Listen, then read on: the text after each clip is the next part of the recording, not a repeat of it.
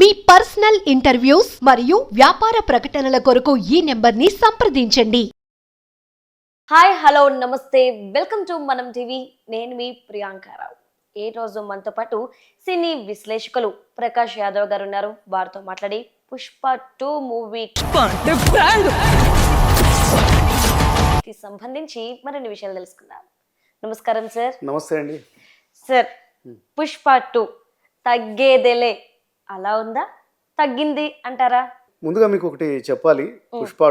పుష్ప టూని ఇండిపెండెంట్ ఫిల్మ్గా చూస్తే, పుష్ప 1 తోటి కంపేర్ చేయకుండా ఇండిపెండెంట్గా చూస్తే తగ్గేదేలే. ఓకే, బ్రిలియంట్ ఎగ్జిక్యూషన్ ఓవరాల్గా. కెప్టెన్ సుకుమార్ అంటే who is known for his brilliance. ఆయన లెక్కల మాస్టారు. పాయింట్స్ అన్ని సరిగా వేసుకున్నారు, అన్నిటిని బాగా ఇంటిగ్రేట్ చేశారు. మనకు ఒక టెక్నికల్లీ బ్రిలియంట్ ఎన్గ్రాజింగ్ సీక్వెల్ ఇచ్చారు. సీక్వెల్ తీయడం చాలా కష్టం అండి, ఎందుకంటే ఫస్ట్ పార్ట్లోనే అన్నీ చెప్పి ఉంటాము. అంటే ఒక ఎక్స్పెక్టేషన్ తోటి వస్తారు. ఒక దానికంటే కూడా మనం బాగా తీయాల్సిన బాధ్యత మన భుజాల మీద ఉంటుంది. Plus Allu Arjun's brilliant acting. First పార్ట్లోనే ఆయన నేషనల్ అవార్డు కొట్టేశారు, దాన్ని ఇక్కడ క్యారీ చేశారు, ఇంకా బాగా చేశారు దీంట్లో. అండ్ ఫస్ట్ హాఫ్ కొద్దిగా స్లోగా ఉంటుంది, కానీ ఇంటర్వెల్ ముందర నుంచి ఒక 20-30 మినిట్స్ నుంచి పికప్ అయ్యి ఇంకా ఆగకుండా వెళ్ళిపోతుంది, దూసుకెళ్ళిపోతుంది. అండ్ పర్టికులర్లీ సెకండ్ హాఫ్లో వచ్చిన couple of action sequences, emotional drama, then brilliant performances Allu Arjun, Rashmika, Rao Ramesh, ఇవన్నీ కూడా అల్లు అర్జున్ ఫ్యాన్స్నే కాదు అందరినీ కూడా ఒక అమేజింగ్ ఎక్స్పీరియన్స్లోకి తీసుకెళ్తుంది. ఓకే సార్, అంటే ఈ మూవీ రిలీజ్ అవ్వడానికి ముందే 700 crores ప్లస్ కలెక్షన్ని సాధించింది అని చెప్పి విన్నాము. ఏంటిదంతా, ఎందుకు ఇంత బడ్జెట్ వచ్చింది వీళ్ళకి? ఇప్పుడు మన డైరెక్టర్స్ కూడా నెక్స్ట్ లీగ్లోకి వెళ్ళారు రండి. వీళ్ళు గ్లోబల్ ఫిల్మ్స్ తీయడమే కాదు, రాజమౌళి గారు కానీ సుకుమార్ కానీ, దే ప్రూవ్డ్ ప్రోడక్ట్ మంచి తీయడమే కాకుండా దాని marketing is also very important. వీళ్ళు ఈ మార్కెటింగ్ ఏ లెవెల్కి తీసుకెళ్లారంటే, రేపు వెళ్ళి ఏదైనా పెద్ద పెద్ద యూనివర్సిటీస్లో కూడా గెస్ట్ లెక్చర్ ఇవ్వచ్చు. నెట్ఫ్లిక్స్ 275 crores తీసుకుంది ఈ సినిమా. ప్రీ రిలీజ్ అంటే తెర మీద సినిమా పడకముందే 2 million అడ్వాన్స్ బుకింగ్స్ అయిపోయాయి. Almost I think 600-700 crores already వచ్చేసినట్టుంది దీనికి. And hats off to these 2 people. Telugu ఫిల్మ్స్ని ఇంకొక నెక్స్ట్ లెవెల్కి, ఇండస్ట్రీని అంటే గుడ్ మేకర్సే కాదు, గుడ్ మార్కెటియర్స్ అని కూడా వీళ్ళు ప్రూవ్ చేసుకున్నారు. ఓకే సార్, నాకు ఒక డౌట్ ఏంటి అంటే, ఇంతకు ముందు మీరు అన్నారు కదా పుష్ప 2ని ఒక ఇండిపెండెంట్ మూవీగానే చూడండి అని, ఎందుకు అలా అన్నారు? పుష్ప 1లో ఒక ఐకానిక్ క్యారెక్టర్ క్రియేట్ చేశారు పుష్ప అనేది. స్టోరీ లైన్ కూడా చాలా పకడ్బందీగా ఉంది. ఎందుకంటే ఆ స్టోరీ అంటే చాలా సినిమాల్లో రావచ్చు, కానీ ఒక ఎర్రచందనం స్మగ్లింగ్ సిండికేట్లో కింది స్థాయి, అట్టడుగు స్థాయి, అంటే కట్టెలు అంటే కొట్టేవాటి ఒక వుడ్ కట్టర్ దగ్గర నుంచి సిండికేట్ బాస్ లాగా ఆ స్థాయికి ఎట్లా ఎదుగుతాడు అనేది సినిమా అన్నమాట. సో ఆ జర్నీలో ఆయనకి ఎన్ని అడ్డంకులు వస్తాయి, దానికి తోడు ఆయన పర్సనల్, ఆయన ఫ్యామిలీ బ్యాక్డ్రాప్, ఎందుకంటే వాళ్ళ నాన్నకి 2వ వైఫ్కి పుట్టిన కొడుకు, ఆ సోషల్ స్టిగ్మా ఉంటుంది. ఇవన్నీ అడ్డంకులు ఎవ్రీ స్టేజ్, అంటే ఒక 5-6 స్టేజెస్ ఉంటాయి, 5-6 డిఫరెంట్ మంచి విలన్స్ లైక్ సునీల్, అనసూయ, ఫాజిల్ కూడా వస్తాడు. ఇట్లాంటి వేరియస్ యాక్టర్స్ ఇంతమంది ఉంటారనమాట. ఈ నరేటివ్లోనే చాలా టెన్షన్స్ ఉన్నాయన్నమాట. సో అది చాలా గ్రిప్పింగ్గా తయారైంది అనమాట ఆ స్టోరీ. సో అందుకనే దాన్ని ద రైజ్ అన్నారు. ఇప్పుడేంటి, ఈ సినిమాకి స్టార్టింగ్ ఆల్రెడీ సిండికేట్ బాస్ అతను. ఈ సిండికేట్ సామ్రాజ్యాన్ని ఎట్లా కాపాడుకోవాలి, ఎందుకంటే వేరే అన్ని వైపుల నుంచి ఇతన్ని మళ్ళీ పుల్ చేయడానికి అందరూ ట్రై చేస్తూ ఉంటారు. సో ఈ నరేటివ్ ఇంతకుముందు దానిలాగా అంత గ్రిప్పింగ్గా ఉండే ఆస్కారం ఉండదన్నమాట.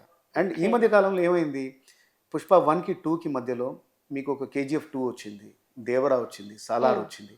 వీటివి కూడా థీమ్స్ ఇంచుమించు ఇలాగనే డార్క్ థీమ్స్ అనమాట. ఎక్కడైతే villain negative shade, hero negative shades తోటి ఉంటాడో, సో ప్రేక్షకులకు ఈ టెంప్లెట్ ఒకటి అలవాటు అయిపోయింది. కాస్త రొటీన్గానే ఆస్కారం కూడా ఉంటుంది.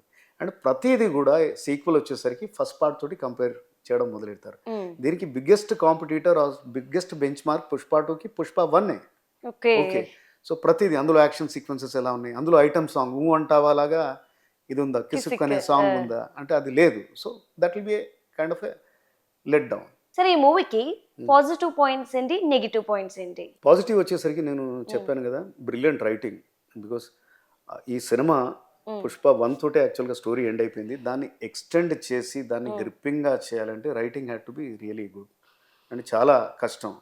అంటే ప్రీ షూట్ వర్కే చాలా చేశారు. అందుకనే 2021 డిసెంబర్లో పుష్ప వచ్చిన దాని సెకండ్ పార్ట్ షూట్ అయ్యేసరికి they took almost 1 year. Yes. Okay. So అందులో అంతా కూడా వాళ్ళు ఆ స్క్రిప్ట్ని మళ్ళీ చేంజ్ చేయడం అది ఇదంతా కూడా. So the credit should go to Sukumar and his team. చాలా బాగా చేశారు అది. అండ్ అల్లు అర్జున్ ఆ 2 ఏళ్ళు మొత్తం ఇంకేం చేయకుండా ప్రాణం పెట్టి చేశాడు. చాలా డిఫికల్ట్ సీక్వెన్సెస్ కూడా మీరు చూడొచ్చు. బాడీకి కష్టం, మైండ్కి కష్టం. ఐ థింక్ ఆ రోల్లోంచి ఆయన చాలా రోజుల వరకు బయటికి రాలేడు. అండ్ అలాగే ఫహద్ ఫాసిల్ విలనే అనే ఆయన కామిక్ టైమింగ్ తోటి కూడా జనాల్ని ఎంగేజ్ చేశాడు. దెన్ రష్మిక మందాన అంటే హీరోయిన్కి జనరల్గా పెద్దగా ఆథర్ బ్యాక్ రోల్స్ ఉంటాయి మన సినిమాల్లో, కమర్షియల్ సినిమాల్లో పర్టికులర్గా. బట్ ఇక్కడ తనకి 2-3 సీన్లు గట్టి పడ్డాయి. చాలా సపోర్టింగ్ రోల్ అండ్ ఒక 2-3 సీన్స్లో మటుకు బ్రహ్మాండంగా తను యాక్ట్ చేసింది.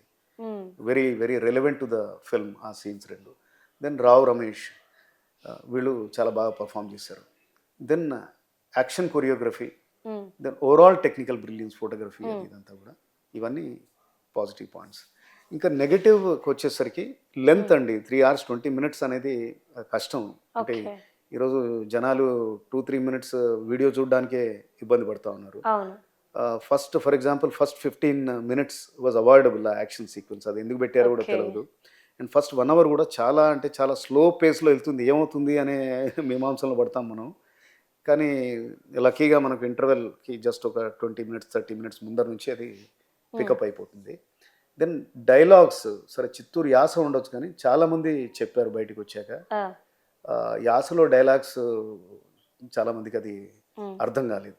అండ్ యాక్టర్స్ కూడా నేను ఇంతకుముందు చెప్పినట్టు అల్లు అర్జున్, రష్మిక, రావు రమేష్, ఫహద్ వీళ్ళు బాగా చేశారు. వాళ్ళకు మీటీ రోల్స్ ఉన్నాయి. కానీ మిగతా ఆర్టిస్టులు ఎట్లయితే పుష్ప 1లో ఉండేనో వాళ్ళకు మంచి రోల్స్ ఉండే, దాంట్లో అంటే స్క్రీన్ టైం ఉండే, ఆల్సో వాళ్ళకు డెప్త్ ఉండే ఆ రోల్స్లో. ఆ డెప్త్ ఏంటంటే ఒక నరేటివ్ని ముందరికి మంచిగా తీసుకెళ్ళగలుగుతుంది, ఒక డ్రామాని క్రియేట్ చేస్తుంది అనమాట. That was lacking in this particular movie. And songs కూడా అక్కడైతే ఎలా అయితే బ్రహ్మాండంగా ఉన్నాయో 1-2 అంటే ఈ ఐటమ్ సాంగ్లో వెలితి కనబడింది. And before I forget biggest plus అంటే ఆ జాతర సీన్. ఆ సినిమా అది ఆ సినిమాకి ప్రాణం. అది చాలా బాగా తీశారు, చాలా రోజులు తీశారు. And hats off to Allu Arjun. So positive negatives ఏమైనా కానీ 3 hours 20 minutes ఫిల్మ్ అయినా కానీ at the end of the day బయటికి వచ్చేటప్పుడు because second half is very very engaging, you never feel bored.